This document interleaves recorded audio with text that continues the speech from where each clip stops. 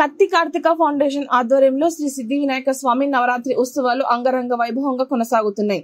ఈ నవరాత్రి ఉత్సవాలకి ముఖ్య అతిథిగా దుబ్బాక శాసనసభ్యులు కొత్త ప్రభాకర్ రెడ్డి ప్రత్యేక పూజలు నిర్వహించారు. అనంతరం దర్శనం చేసుకున్న భక్తులకి అన్నదాన కార్యక్రమం నిర్వహించి కార్యక్రమంలో పాల్గొన్నారు.